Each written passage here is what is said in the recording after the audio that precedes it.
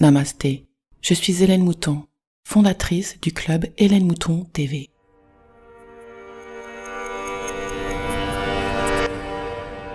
Bienvenue dans la 5e dimension avec le podcast et la newsletter Métamorphose 5D.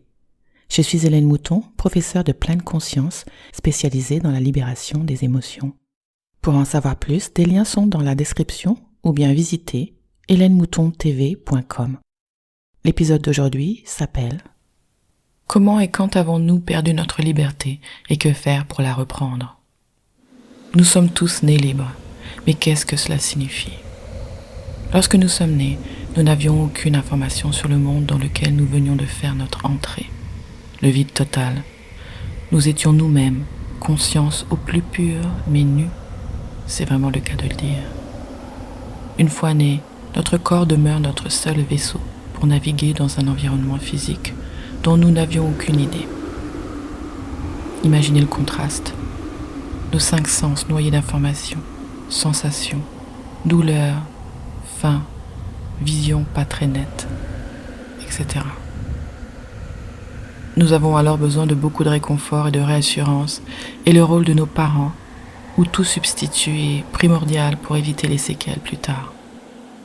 Mais voilà, la peur est obligatoire, car nous naviguons dans l'inconnu comme si nous naviguions dans le noir, sans aucune information, mais avec notre instinct seul, qui nous dit que cette personne qui nous tient dans les bras est là pour nous protéger et nous aider. Nous nous laissons donc faire, nous nous laissons guider.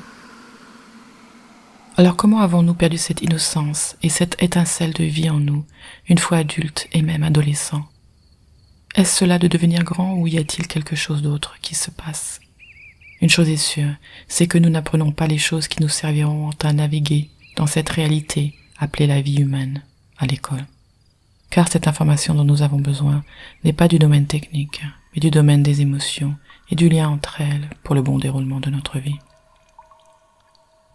Mais voilà, à l'école, on nous apprend bien sûr à lire et parler pour communiquer, mais ensuite, on entre dans des équations, des formules, bref, c'est lorsque la logique et les règles entrent en vigueur, et c'est lorsque les émotions s'enfuient. Nous ne parlons d'émotions donc ni à l'école et la plupart du temps ni à la maison. Nous les évitons même ces sujets, car ils mettent les parents et professeurs mal à l'aise. Car eux non plus, ils ne savent pas mieux comment gérer leurs émotions et celles des enfants. Et comme vous le voyez, nous privilégions notre aspect purement physique dès le début de notre vie. J'ai insisté sur cette notion d'émotion car nous allons voir pourquoi il est si important de reconnaître et de gérer ces émotions pour influencer de manière positive le futur de nos enfants, au lieu de leur créer un terrain glissant. Pour cela, nous allons voir la manière dont les enfants acquièrent l'information qui sera à la base de leur éducation, et par là même, la manière dont nous l'avons acquise aussi. Processus d'apprentissage de 0 à 7 ans. La manière dont nous apprenons entre l'âge de 0, 7 à 8 ans est par hypnose. Il existe 5 types d'ondes cérébrales, dont certaines agissent à basse fréquence et d'autres à une fréquence plus élevée. Les 2 ondes prédominantes chez l'enfant sont l'onde θ et delta. De 2 à 6 ans, l'onde prédominante est l'onde θ de 4 à 8 Hz, qui favorise l'imagination. Par exemple, un balai qui fait office de cheval est réel pour eux. C'est aussi un état hypnotique durant lequel un grand volume d'informations peut être téléchargé dans notre subconscient. Le programme humain a été prévu en 3 étapes. Étape numéro 1, un pré-programme qui comprend des comportements instinctifs liés à la survie, comme l'action de téter, et bien entendu tous les programmes liés aux fonctions respiratoires, etc. Mais pour que l'enfant s'adapte à l'environnement dans lequel il est né, et qui est changeant et évolutif, il fallait un autre programme. Étape numéro 2, des logiciels évolutifs et à travers lesquels il télécharge l'information autour de lui et au fur et à mesure de ce qui vient en contact avec lui. Le simple fait de regarder et écouter permet à l'enfant de copier les informations nécessaires à sa survie dans l'environnement précis dans lequel il est né et directement dans son subconscient. l'observation des parents en première ligne, mais ensuite l'école, la culture, la religion, les traditions dans lesquelles il est né et va évoluer. Cela devient sa version du monde, et par là même le seul monde valable. Il est important de savoir que durant cette phase de programmation par absorption de l'information, l'enfant n'a pas la capacité d'évaluer cette information qu'il télécharge. Après 7 à 8 ans. Ensuite vient l'étape numéro 3 du programme humain et qui consiste à répéter. La répétition est désormais la manière d'acquisition de l'information au-delà de 7 ans et c'est à l'école que le plus gros de l'apprentissage se fera.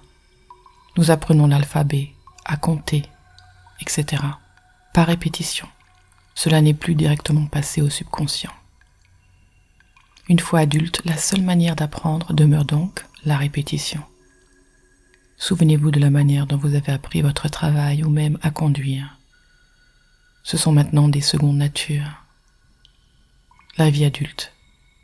Revenons aux émotions, surtout celles que nous n'avons pas apprises à gérer et dont je parlais tout à l'heure en insistant.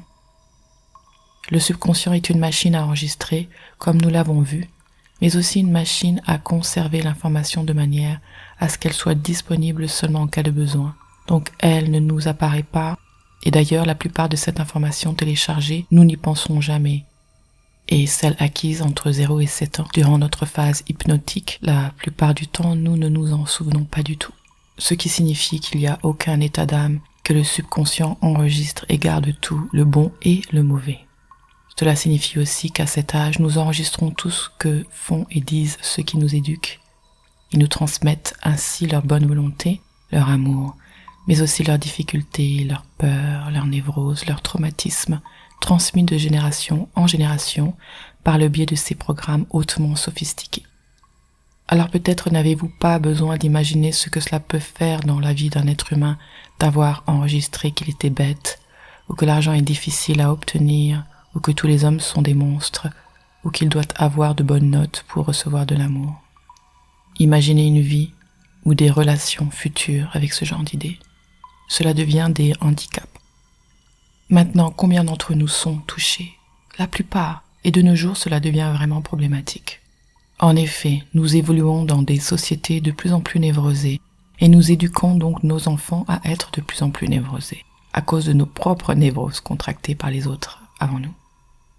Et au lieu d'ouvrir les yeux sur ce mécanisme, nous inventons de plus en plus de médicaments et traitements dangereux pour régler quelque chose qui se propage comme un virus, mais pour lequel les médicaments ne pourront jamais rien faire. Au contraire, nous sommes de plus en plus déphasés, malheureux, en colère, violents, en dépression, et en plus des médicaments, nous avons développé une humanité dépendante d'autres substances dangereuses comme palliatifs à la vie, comme la drogue, l'alcool, etc., qui servent à noyer et endormir nos problèmes une fois de plus sans les régler. Pour les régler, il faut donc arrêter le robinet au lieu de le colmater. Arrêter le robinet commence par devoir prendre en compte que nous ne savons pas du tout qui nous sommes et encore moins ce que sont nos émotions, que nous déversons sur les autres sans savoir que nous les polluons. Nous n'avons rien appris de tout cela car nos éducateurs eux-mêmes en sont inconscients. C'est un cercle vicieux. C'est pour cela que ce n'est de la faute de personne, mais il nous faut maintenant nous réveiller. Nous trouvons tous les jours de nouvelles conditions psychologiques dont les enfants sont affectés, mais ils le sont par nous. Si ceux-ci sont affectés de quelque chose, c'est bien du manque total d'éducation de la vie. Qu'est-ce qu'un être humain? De quoi est-il fait? Et comment cela marche? Comment se comporter en société? Comment gérer des relations? L'amour et le sexe, quelles sont les différences? Comme celui-ci est un sujet tabou de génération en génération, personne ne veut se mouiller, et c'est pour cela que les enfants apprennent via la pornographie, nous le savons bien, et qui provoque des dégâts du point de vue relationnel entre les hommes et les femmes, et ce de plus en plus tôt. Voilà comment un manque de prise en charge émotionnelle et d'éducation peut continuer à creuser l'écart d'incompréhension entre les deux genres. Nous galérons tous, car au final, on ne nous apprend rien de ce qui nous serait utile pour danser avec la vie, car nous apprenons plutôt comment s'en méfier, comment s'en protéger. Apprendre une équation ou une liste de chiffres ne nous aide pas à appréhender la vie pendant et après l'école. Une fois que nous sommes lâchés en pseudo-liberté, nous ne savons pas quoi faire, alors nous suivons le troupeau et c'est la prison à vie. Nous avons alors officiellement perdu notre individualité et notre liberté, et avec cela les plans avec lesquels nous étions venus sur Terre. Comment reprendre notre liberté ? Tout n'est pas perdu. Il est possible de reprendre sa liberté en tant qu'humanité. C'est d'ailleurs ce qui me motive à vous parler aujourd'hui. Mais cela demande non seulement un effort de remise en cause et de compréhension, mais aussi un entraînement rigoureux. Car si un entraînement nous a été nécessaire pour enregistrer les mauvaises habitudes et idées qui sabotent notre vie, il nous faut aussi un entraînement pour les changer. Quel entraînement devons-nous subir ? Il y a selon moi 3 types d'entraînement à faire pour inverser la tendance. Entraînement numéro 1, développer notre attention, notre présence. Premièrement, il est primordial de savoir que le subconscient représente la machine à enregistrer et à sauvegarder et que notre conscient, lui, représente tout ce que nous désirons, notre créativité, notre imagination, mais aussi notre pensée et notre logique. C'est là où la vie se passe. Malheureusement, nous sommes conscients seulement à hauteur de 5 à 10% de notre temps, selon de nombreuses études scientifiques. Durant le reste, soit 90 à 95% de notre vie, nous sommes donc sous l'emprise de nos programmes, dont le chef d'orchestre est notre subconscient, qui nous fait fonctionner, donc vivre notre vie, en pilote automatique.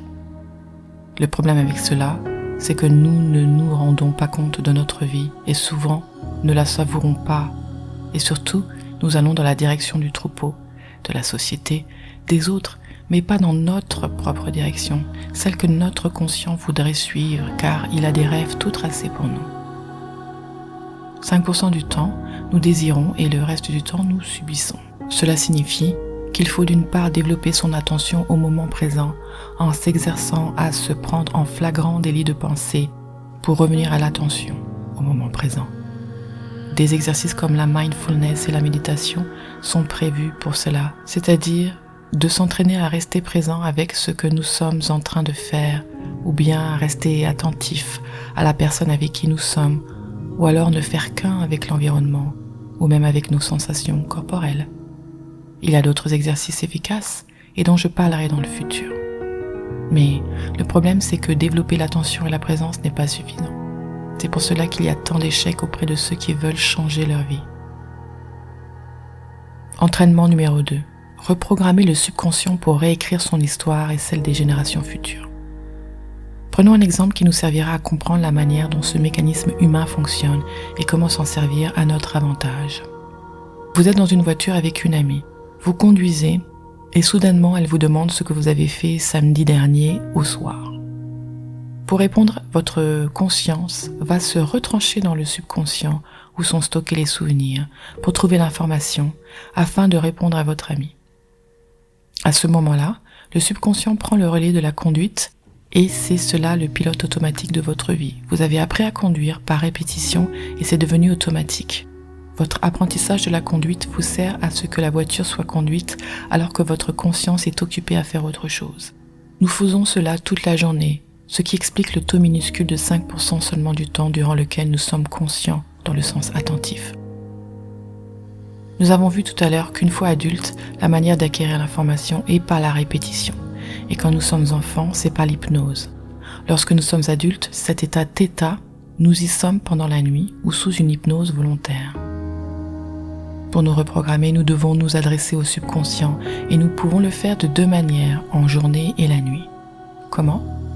En réenregistrant l'idée inverse de ce qui nous a traumatisés ou nous empêche d'avancer dans notre vie, pour nous repasser cet audio chaque jour et nuit.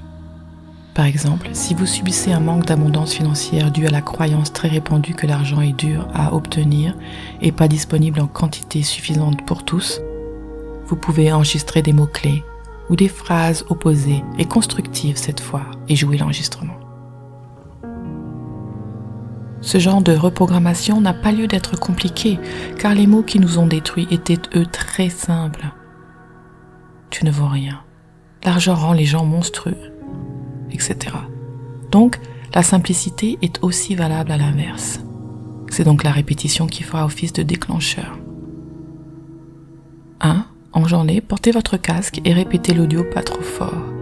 Et lorsque votre conscience sera effacée, car partie dans ses pensées, vos mots seront enregistrés par votre subconscient.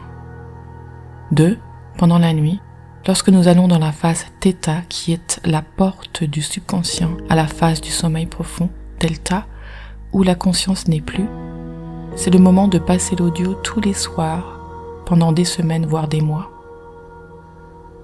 Entraînement numéro 3, gérer nos émotions pour ne plus reproduire les erreurs.